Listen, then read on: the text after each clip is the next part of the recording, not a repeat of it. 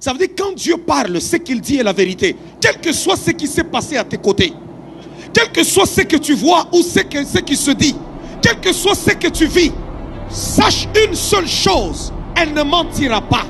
Il y a maintenant beaucoup d'années que je suis arrivé ici à Québec. Ça fait 11 ans que Parole de Vie existe. Ça mérite d'être fêté.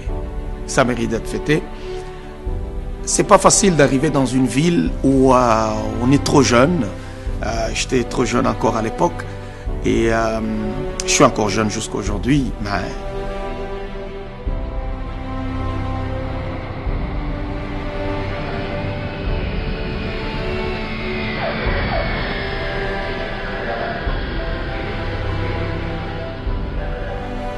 tu ne connais personne. Tu arrives dans une ville où tu te dis j'ai une mission, le Seigneur me donne une mission pour parler, pour faire son œuvre. Et tu commences à crier sur la ville, c'était pas facile.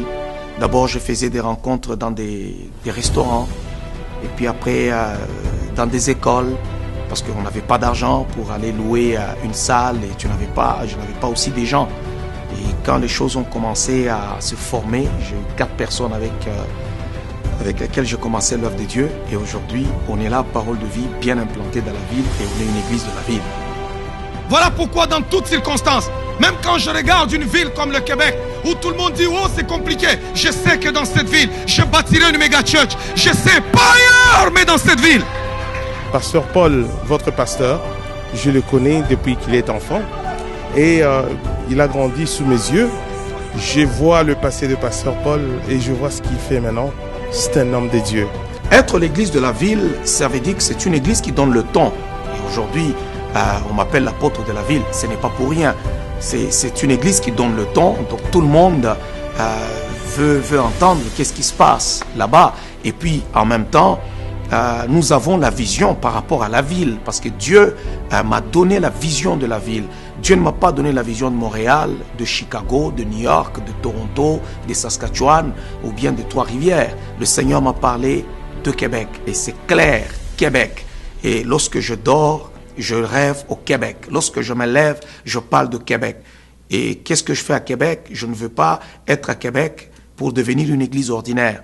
Nous voulons faire dans la ville de Québec ce qui n'a jamais été fait dans cette ville. Il dit, mais les hommes qui étaient allés avec lui dire, nous ne pouvons pas monter contre ce peuple car il est plus fort que nous. Et ils décrièrent devant les enfants d'Israël le pays qu'ils avaient exploré. Ils dirent, le pays que nous avons parcouru pour l'explorer, c'est un pays qui dévore ses habitants. Il y a des villes qui dévorent. Non, je vous dis vrai. Il y a dans des endroits, quand tu y vas, tu y entres comme ça dévore. Et il y a des géants comme ça dans cette ville de Québec qui ont déjà enfermé les ministères, qui ont enfermé les églises pour que les églises ne sortent pas la tête. Mais qu'ils le veuillent ou pas, ils entendront les pas de Christ marcher dans cette ville. On a une grande mission en tant que communauté, on a une grande mission en tant qu'église pour donner à Dieu cette ville. Je me souviens un jour, le Seigneur m'a dit, je veux ma ville, donne-moi ma ville.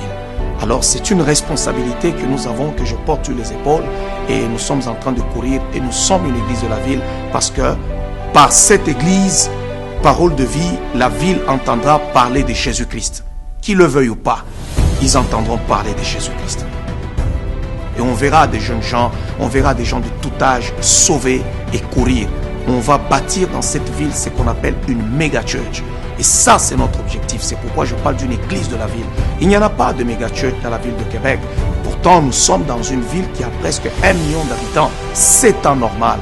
On ne peut pas laisser le diable assiéger une ville et s'asseoir sur une ville et laisser juste des groupuscules d'hommes à gauche et à droite de 50, de 60 personnes comme étant l'église. Non. Mais aujourd'hui, quand je regarde tout ce que nous avons réalisé en 10 ans et où nous sommes aujourd'hui avec le Seigneur, je dis au Seigneur, wow, Seigneur, merci beaucoup. Ça, c'est un signe que c'est toi qui nous as appelés. Parce qu'on a réalisé ce que les autres n'ont pas pu réaliser pendant des années.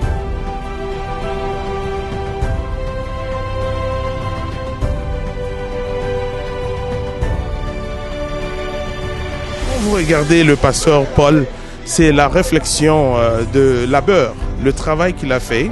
C'est un homme de sacrifice, un homme qui accepte sa situation. et un homme de vision. C'est un homme qui ne voit pas aujourd'hui, il voit le futur. Et ce qu'on a pu accomplir dans ces 10 dernières années, c'est trop grand. Et je sais que le Seigneur nous amène encore à des choses qui vont nous épater, qui vont nous étonner, puisque la Bible dit les bontés de Dieu ne sont pas épuisées. Donc ce qu'il doit encore nous montrer n'est pas encore épuisé. Dieu ne cessera jamais de nous surprendre. Il va encore nous surprendre demain. Et nous aspirons toujours à des grandes choses. Moi, j'ai toujours aspiré à ce qui est meilleur. J'ai toujours aspiré à ce qui est grand. Et quand je regarde ces 10 ans, je regarde d'où on est venu et aujourd'hui où nous sommes avec Dieu, je dis Seigneur, tu es fidèle. Et je peux dire aussi à toutes ces personnes qui sont à côté de moi pendant toutes ces années, que Dieu les bénisse encore de leur loyauté, de leur fidélité. Mais sinon, j'ai vu la fidélité de Dieu, j'ai vu la puissance de Dieu au milieu des combats, au milieu des temps difficiles, au milieu des intempéries, mais j'ai vu le Seigneur me tenir par son bras. La Bible dit, qui s'élèvera pour moi contre les méchants? Qui s'élèvera pour moi contre ceux qui font le mal? Si l'Éternel n'était pas mon secours, mon âme serait bien vite dans la demeure du silence. Et si je parle encore aujourd'hui dans cette ville, c'est par la main de Dieu, c'est par la puissance de Dieu. Et le Seigneur m'a tenu avec sa main forte et puissante, malgré la haine, la jalousie, les calomnies et tout ce que je sais, je suis toujours aussi fort et plus que même le jour d'autrefois. Et j'ai encore plus d'énergie, j'ai encore la soif de courir encore, même 100 ans encore avec Dieu dans cette ville.